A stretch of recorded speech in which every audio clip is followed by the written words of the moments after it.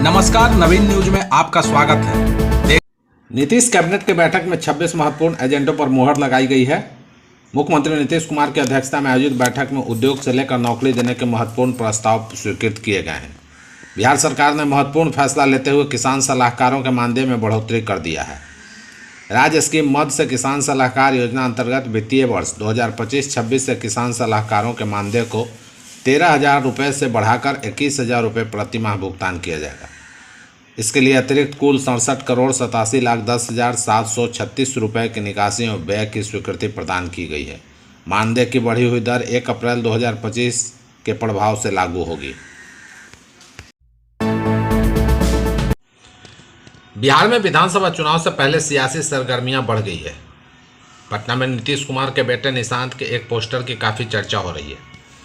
Janata Dal United के दफ्तर के बाहर लगे इस पोस्टर के जरिए मैसेज देने की कोशिश की गई है कि नीतीश कुमार की विरासत अब आगे निशांत कुमार संभालेंगे।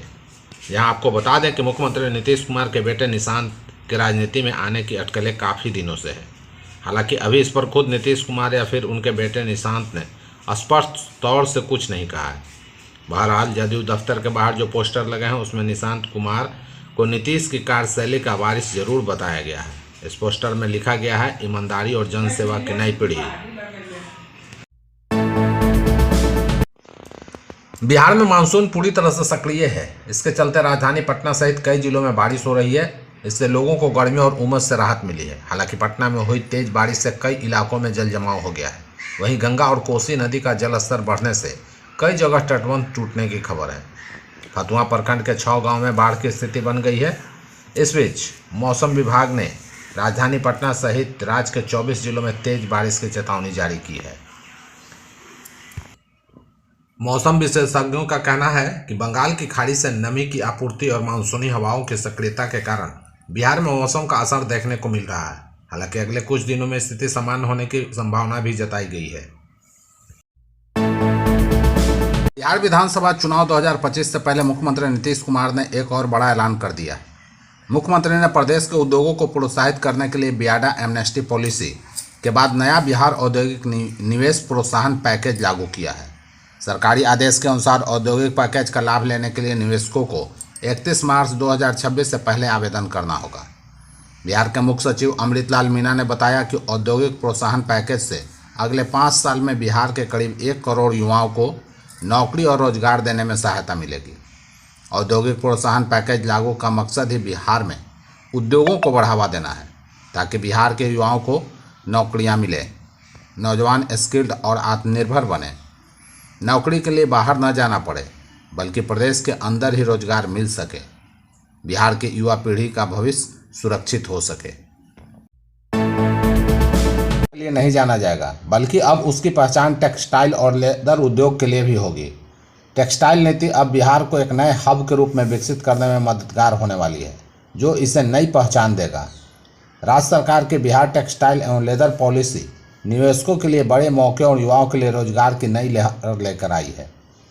बिहार सरकार की यह नीति बिहार में उद्योग लगाने वालों के लिए उपहार से कम नहीं है। इसके तहत प्लांट और मशीनरी पर 30% तक अनुदान दिया जा रहा है।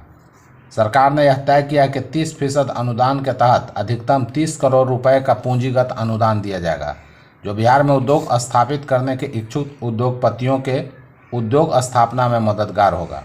इसके अलावा बिहार में उद्योग लगाने वाले के लिए ब्याज दर में रियायत दी गई है। इस रियायत के तहत 10-12% तक छूट दी जा रही है। प्रधानमंत्री, मुख्यमंत्री और मंत्रियों के 30 दिन तक हिरासत में रहने के बाद उन्हें पद से हटाने का प्रावधान करने वाले 3 विवादित विधेयकों पर विचार के लिए गठित संयुक्त संसदीय समिति में शामिल होने के मुद्दे पर इंडिया गठबंधन के सहयोगी दलों ने अब कांग्रेस पर ही दबाव बढ़ा दिया है। समाजवादी पार्टी, तृणमूल कांग्रेस, शिवसेना जैसे सहयोगी दल जहां इस समिति का बहिष्कार कर रहे हैं, वहीं कांग्रेस समिति में शामिल होना चाह रही है। लेकिन साथी दलों के आह्वान से अब कांग्रेस नेतृत्व दबाव में आ गया है। कांग्रेस के साथी दलों ने कहा कि इस बिल पर उनका विरोध बहुत मजबूत है और जेपीसी कोई खास बदलाव नहीं करने वाला है। बड़ी बात यह है कि बिहार विधानसभा चुनाव से पहले इंडिया गठबंधन के अंदर यह रस्साकसी उभरी है। कांग्रेस के लिए दूसरी बड़ी समस्या यह है कि बिहार में उसकी सबसे बड़ी सहयोगी राजद भी अब सपा, टीएमसी और शिवसेना की तरह जेपीसी का बहिष्कार करने की योजना बना रही है। राजद का यह स्टैंड कांग्रेस के स्टैंड से ठीक उलट है। इससे कांग्रेस की मुश्किल और बढ़ती जा रही है। हालांकि डीएमके ने कांग्रेस को राहत दी है और जेपीसी में शामिल होने का फैसला किया है। केंद्रीय मंत्री गिरिराज सिंह ने राहुल गांधी पर तंज कसते हुए कहा कि 2 दिन पहले इस इलाके में आए थे। डपोर संख जूता पैजामा पहनकर ही मखाना के खेत में कूद गया। इनके साथ लालू यादव के भी एक डपोर संख थे। कूदने से पहले कम से कम पैजामा खोल लेता। उन्होंने राहुल गांधी और तेजस्वी गांधी का मखौल उड़ाते हुए कहा कि सोनिया गांधी और लालू यादव पहचान भी नहीं पाएंगे कि कौन बाछा है और कौन बाछी। उन्होंने कहा कि मातृत्व बंधन योजना के द्वारा हमारी बहन बेटी और योजना का लाभ मिल रहा है। लालू यादव कभी भी अपने कार्यालय में बेटी को साइकिल नहीं दिया था।